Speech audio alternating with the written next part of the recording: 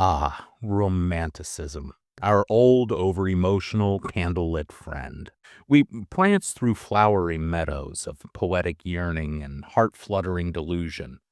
But today, we blow out the candles, close the velvet curtains, and descend into the basement of the romantic psyche, the place where beauty meets madness and art stares into the void. This episode is not for the faint of heart, the optimist, or the proudly well-adjusted.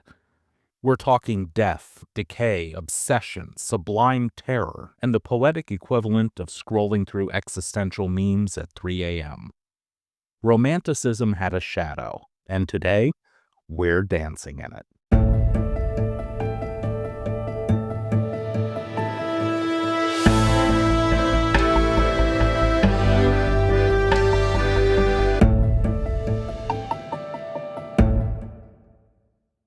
Before we dive in, a quick note.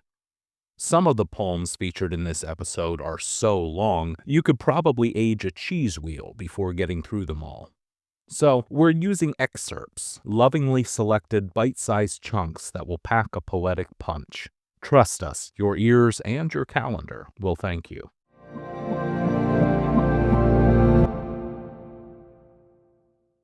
By the late 18th century, the Gothic was becoming a full-blown literary movement, and Romanticism gleefully dove into its pitch-black depths.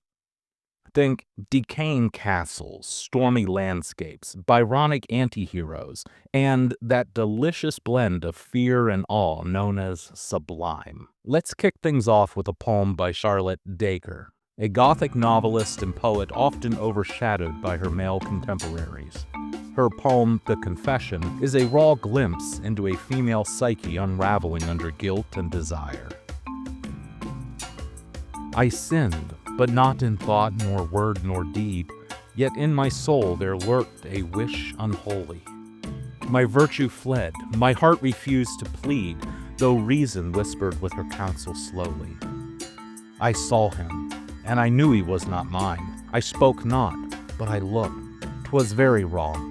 He did not know me, yet his eyes divine read mine, and lingered on their glance too long. No vow I broke, no hand I touched in sin, yet when I prayed, my prayer was not sincere. For him I dreamed and felt the fiend within, and called on heaven, yet held by idol dear. This isn't about ghosts or albatrosses. It's about the Gothic interior, the mind as a haunted house.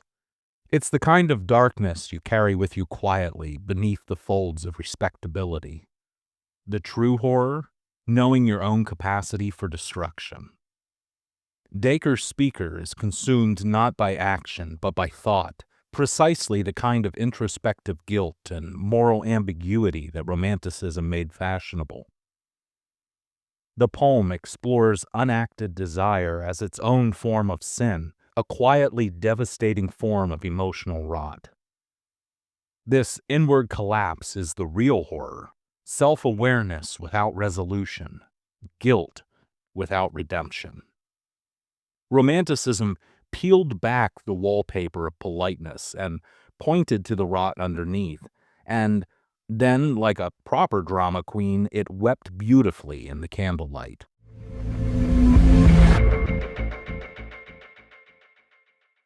Nature isn't your therapist. It wants to kill you. Forget peaceful lakes and chirping birds. This is nature as destroyer.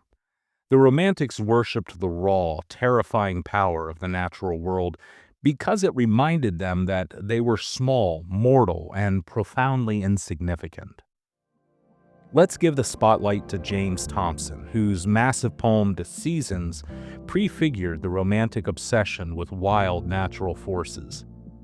His section on winter is a snow-swept hymn of sublimation, isolation, and the terrifying beauty of a world indifferent to human life. Through the hushed air, the whitening shower descends, at first thin wavering, till at last the flakes fall broad and wide and fast, dimming the day with a continual flow. The cherished fields put on their winter robe of purest white. 'Tis brightness all, save where the new snow melts along the mazy current. Lo, the woods bow their hoar head, and ere the languid sun, faint from the west, emits his evening ray, earth's universal face, deep hid and chill, is one wide dazzling waste that buries life.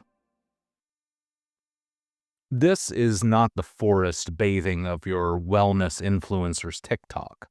This is nature swallowing you whole in the silence of snow. There is beauty here, but it's lonely, cold, and offers no comfort. Thomson paints a scene of profound stillness and visual beauty that is, at its core, deadly. The snow doesn't simply fall, it erases, it buries. His winter isn't cozy, it's a gleaming shroud. This is nature as indifferent God, one that neither listens nor cares, but remains terrifyingly beautiful. In many ways, Thomson anticipates the romantic's obsession with the sublime, the moment when beauty overwhelms and becomes terror. We want nature to soothe us, to restore our sense of self. Thomson says no, sometimes it just ends you. Let's bring in Friedrich Schiller, playwright, philosopher, and expert in metaphysical dread.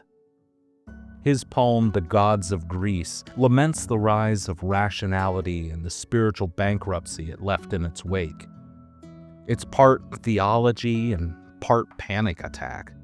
Here's an excerpt. Ye in the age gone by who ruled the world, a world how lovely then, and guided still the car of destiny. Ye dwellers in the unseen power of men, oh, ye were holy ones, ye dwellings true, and reverenced as God's bright avatars. Where are ye now? What specters meet our view? What shade-revealing mockery bars the gates once opened to the heart of man? The stars shine on, but colder now they glance. The sacred grove is mute, no fates advance. This is the spiritual hangover of the Enlightenment. Once we believed in gods who laughed and wept with us. Now, we have cold stars and mute groves. Schiller isn't merely nostalgic. He's accusing modernity of stripping the world of wonder. The poem mourns not the loss of specific deities, but the loss of communion. The sacred grove is now just a clump of trees. The stars still shine, but offer no guidance. He's lamenting the disenchantment of the world, which was a core romantic anxiety. It's a cosmic form of ghosting. The divine simply left us on red. If the rest of romantics flirted with death, Novalis wanted to marry it. A German mystic and poet, Novalis viewed death not as an end, but as a spiritual homecoming. In Hymns to the Night, written after the death of his fiancée Sophie, he constructs an entire theology of nocturnal transcendence. Night becomes a divine mother, death a beloved, and the afterlife a mystical union with eternity. Sacred, inscrutable night, far off is the world, sunk in a deep grave. Wast thou only a dream, and did the earth but jest? Art thou only a mask for the fearful life of day, and does reality dwell in the realm of silence? For each pain there grows a flower in my field, and where I have buried my sorrow stands a chapel. This isn't just poetic melancholy, it's metaphysical architecture. Novalis is building a universe where grief has geography and silence speaks louder than light. The night in his poems isn't merely absence of day, it's a sacred presence where human longing collapses into cosmic love. His use of paradox, grief as growth, sorrow as sanctuary, is what gives the poem its mystical texture. Unlike Byron's darkness or Keats' fatal women, Novalis isn't afraid. He welcomes death the way one welcomes a secret lover. Death is not dramatic, it's intimate. You can see why the 21st century would struggle with this. We aestheticize death with filters and fonts, but Novalis offered it a temple. The real twist? Hymns to the Night isn't nihilistic. It's hopeful in that strange, aching way where hope and sorrow are indistinguishable. For Novalis, pain is the beginning of eternity. He doesn't want to conquer death. He wants to hold its hand and walk home. If Novalis longed to drift silently into the arms of eternity, Matthew Lewis wanted to kick down the cathedral door and light a candelabra with lightning. Lewis was the enfant terrible of the Gothic tradition. His novel The Monk from 1796 is a fever dream of murder, ghosts, guilt, and bleeding nuns.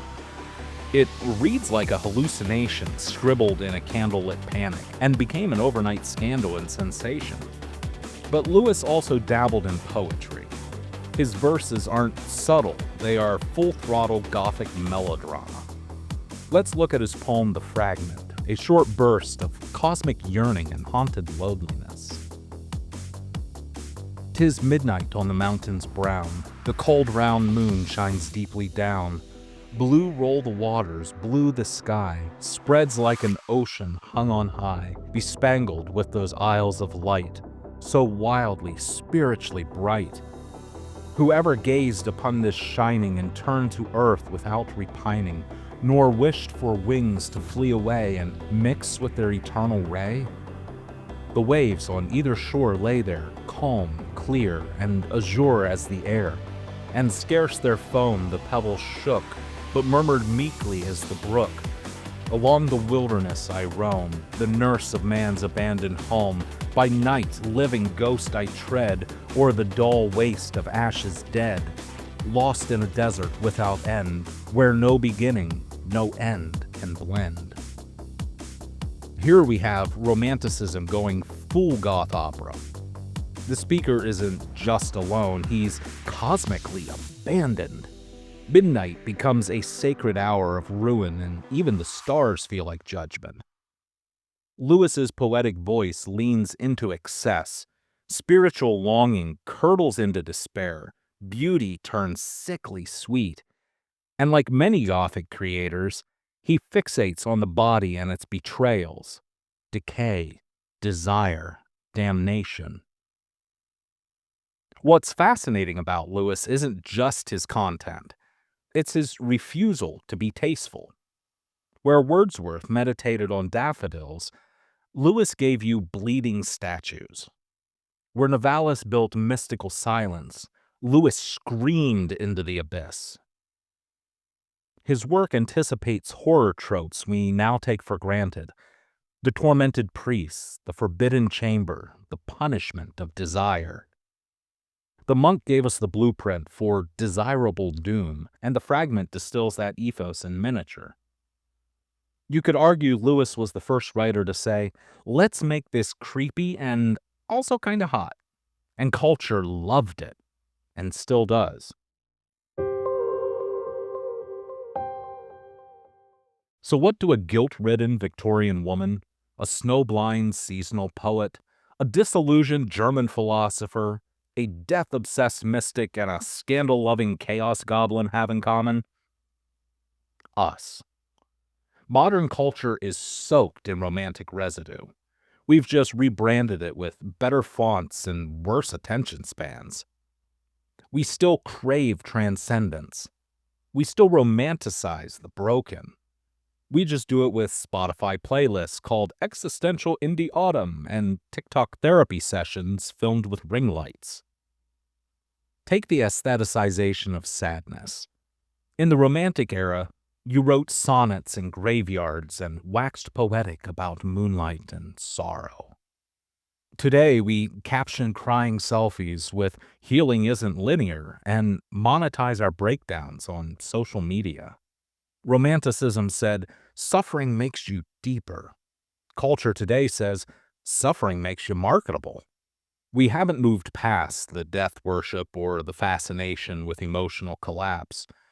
We've turned it into branding. Burnout is a personality. Anxiety is a hashtag. Depression is mood boarded with pale color palettes and soft piano loops. The Romantics were dying of tuberculosis and writing odes to oblivion. We're dying of overstimulation and writing trauma core reels with lo-fi beats. But here's the uncomfortable truth. Beneath all the ironic detachment and branding is the same ache, the same human cry for meaning, connection, and release. When Novalis whispered to the night, when Lewis screamed into the abyss, when Schiller longed for a god who ghosted him, they were doing what many of us still do. Only we've replaced temples with timelines, sacred groves with curated feeds, and instead of hymns, we send out 280-character prayers into the void hoping for likes. Romanticism didn't die, it just got digitized. And perhaps that's why it still speaks to us. Not because we've inherited its eloquence, but because we've inherited its hunger. Romanticism wasn't afraid of the dark. It waded into it, wrapped itself in velvet, and made a home there. Its poets and thinkers gave us more than melodrama. They gave us language for what it means to suffer with style, to be crushed by the weight of existence, but still reach out a trembling hand and write something beautiful. Today, we're still doing that, whether we know it or not. So, the next time you find yourself spiraling into a late-night identity crisis, bathed in blue light, emotionally raw, and deciding whether to Google your ex or reread your own Instagram captions, remember this: you're not broken. You're just tuned to a frequency the Romantics broadcast on centuries ago. Whether you're quoting Novalis in your journal or crying into a Trader Joe's pizza, you're part of a lineage that found beauty in darkness and meaning in emotional mayhem. You too are dancing in the shadow. I'm Alan, and this has been Perfectly Poetic. Until next time, keep your metaphors sharp, your playlist broody, and your sense of wonder just slightly bruised.